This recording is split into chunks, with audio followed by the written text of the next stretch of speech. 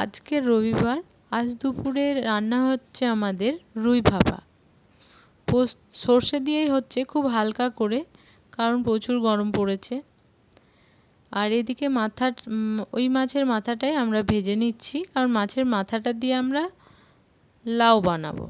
আর এদিকে আমাদের রোজকার মতোই একটা সব রকম সবজি দিয়ে রান্না হয়, সব রকম সবজি। আর এদিকে পাকা পটল নিয়ে এসেছিলো মা, তো পাকা পটল ভাজা হয়েছে। পাকা পটল ভাজা খেতে বেশ ভালোই লাগে। আর আলু ছাড়া তো চলবে না, বাঙালির আলু ছাড়া চলে না। তো ওই আলু টমেটো দিয়ে একটু শুকনো শুকনো করে আলুর তরকারি হয়েছে।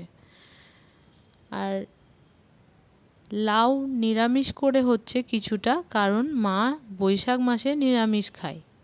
তো ওই জন্য লাউটা আমরা নিরামিষ করে কিছুটা রান্না করব, কিছুটা মাছের মাথা দিয়ে রান্না করব।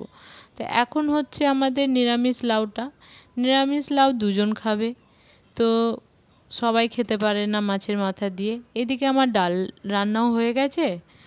আর মাছের মাথাটা সুন্দর করে ভেজে নেওয়ার পরে মাছের মাথাটা ছোট ছোট করে কেটে নিয়ে গুঁড়িয়ে নেওয়া হয়েছে বেশ সুন্দর করে ভাজার পরে। তারপরে যে তেলটা বেঁচেছিলো তাতে একটু স্বাদ মতো লবণ, চিনি সব কিছু দিয়ে লাউটা দিয়ে নেড়ে চেড়ে নেওয়া হচ্ছে। তো সুন্দর করে একটু কষিয়ে নেব। কষানোর খুব একটা কিছু নেই, কারণ লাউয়ের মধ্যে মাছের মাথা পড়লে এমনিই টেস্ট বেড়ে যায়।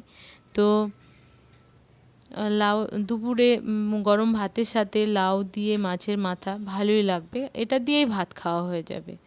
তো ওই জন্য এটাকে দুরকমভাবেই করা হলো। আর লাউ দিয়ে মাছের মাথাটা খেতে সবাই খুব ভালোবাসে। তো এটাকে এখন রান্না করা চলছে। আর আজকে সকালে রবিবারে হয়েছিল চিড়ের পোলাও, সেটাও দেখিয়েছি। তো দুপুরেও তো থেমে থাকবে না, দুপুরের রান্নাও শুরু হয়ে গেছে। এদিকে মাছের মাথা দিয়ে লাউটাও রান্না হয়ে গেছে। লাউটা দেখো দেখতে কিন্তু খুব সুন্দর হয়েছে, খেতেও কিন্তু খুব সুন্দরই হবে।